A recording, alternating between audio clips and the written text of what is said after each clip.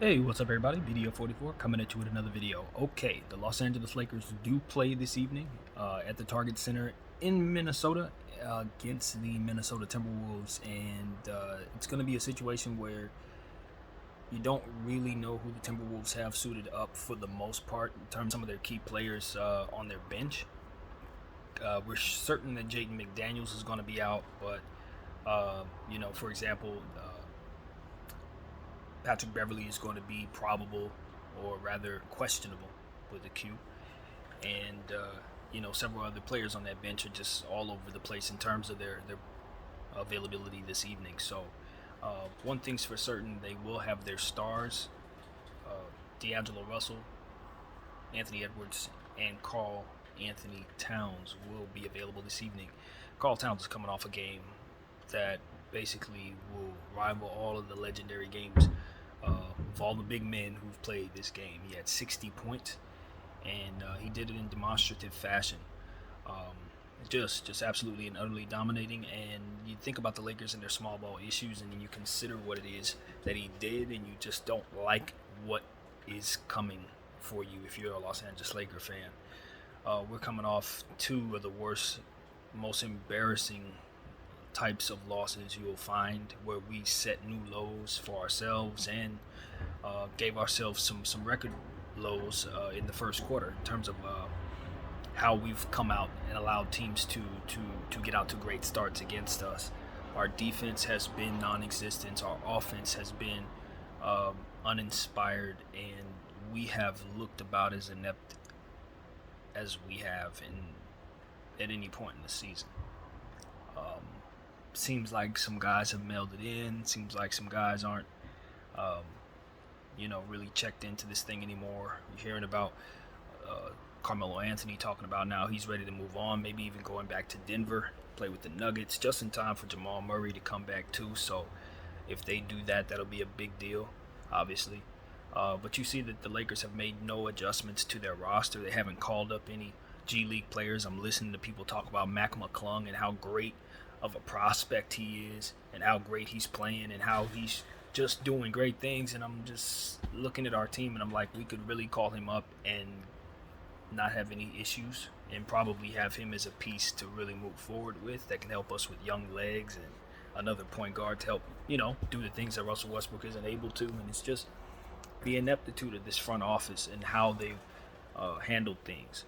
It's just unbelievable. You got rumors coming out now that they had a deal in place for DeMar DeRozan that, um, you know, we could have had done. It was practically a done deal, so much so that we affected how DeMar DeRozan and the San Antonio Spurs were able to negotiate based on timelines and deadlines and stuff. I don't know the details of that, but basically, the rumor is the Lakers were trying to really rush both deals and just happened to settle on Russell Westbrook because of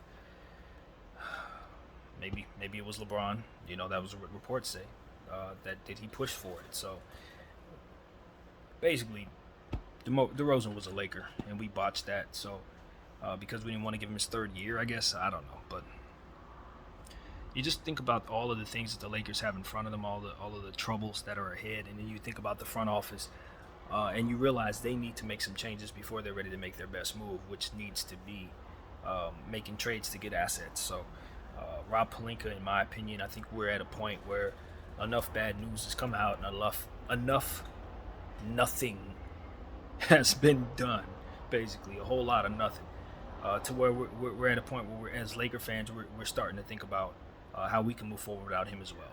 So that's really where my head is. As far as the Minnesota Timberwolves, what are we gonna do, man? We're not even running a center out there. You think about how well THT has played in terms of scoring the basketball and how much better he's looked. That's been a bright spot.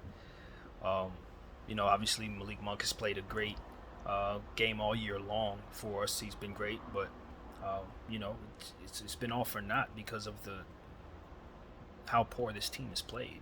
It's just, you look at LeBron James putting up numbers and doing all of this and that, even though it seems he's having great games and bad games mixed in together with one another. It's a really strange era in his career that he's having, where he's losing more so than he ever has, but he's putting up great numbers. But I don't know. It's just he hasn't played well.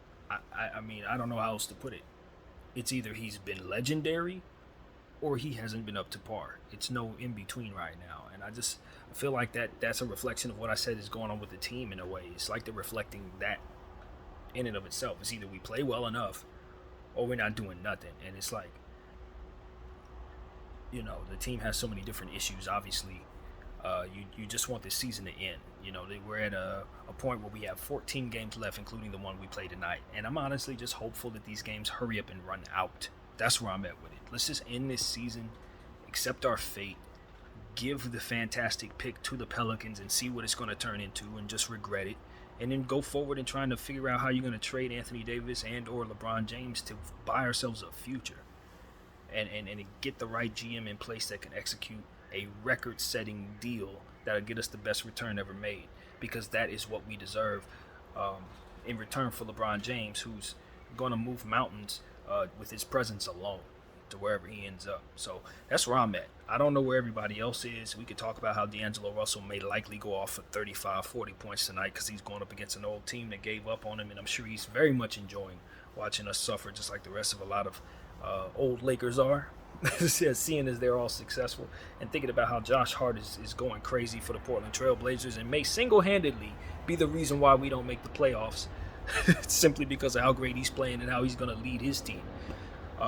So I'm just looking at our situation. Obviously, the Minnesota Timberwolves are a playoff team. They're trying to keep their playoff status. They're on a roll, having won 8 out of the last 10 games.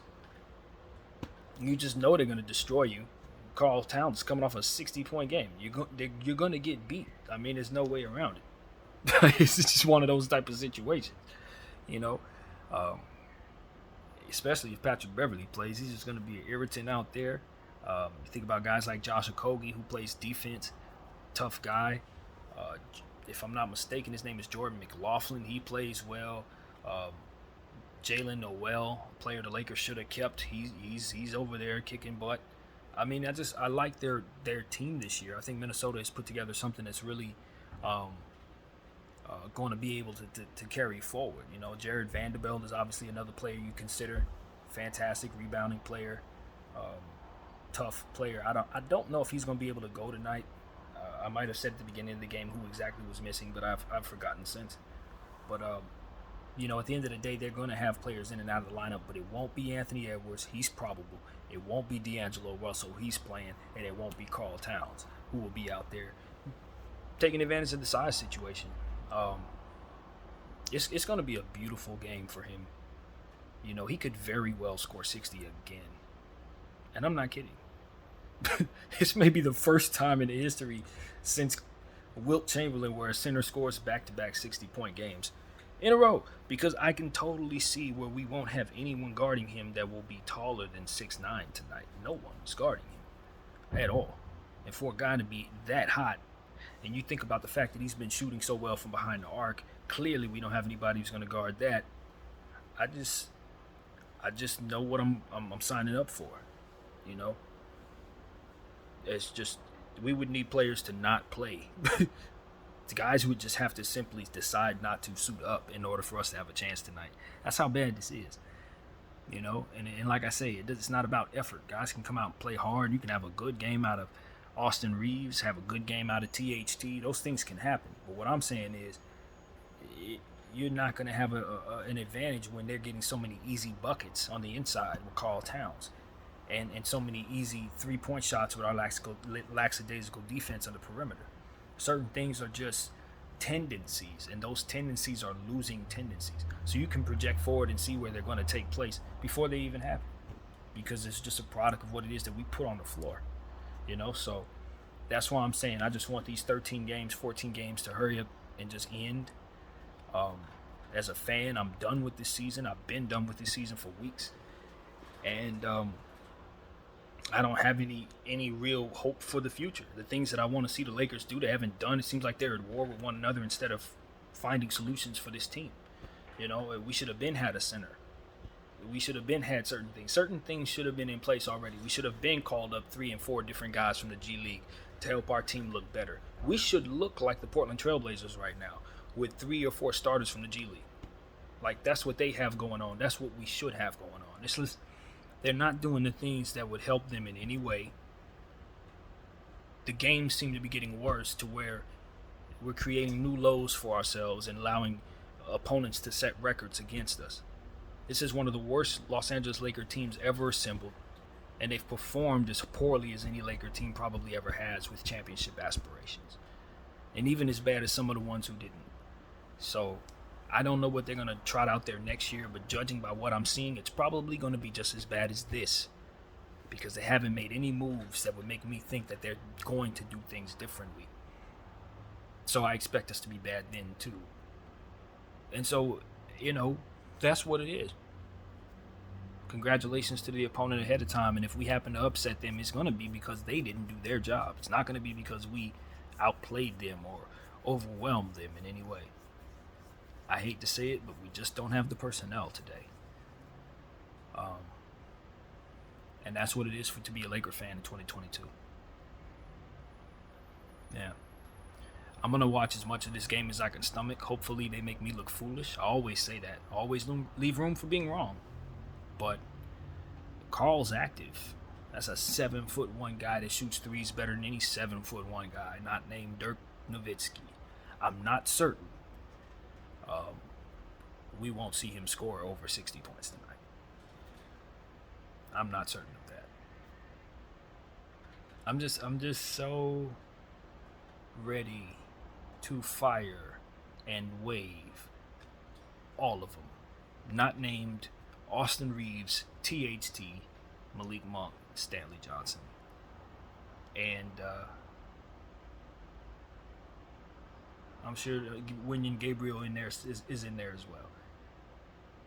I don't want anybody else here. None of them. That's how embarrassed I am to be a Laker fan right now. I just want them all gone because they took part in this. That's how bad this has gotten. It's gym bus bad for me, personally. We're right down there. Right down there. Yep. Because it's not just about what I'm seeing right now. It is the projecting forward that makes me feel as poorly as I did then. About equal. So, cleaning house would be what I would do. And I'm hopeful Jeannie feels the way that I do as well. Please clean house. That's what I got to say, man. Everybody enjoy what the game will be. Obviously, Minnesota fans, you guys definitely enjoy the game. We will hope I'm wrong. That's what we'll do. BDF, thanks for watching. I'm out.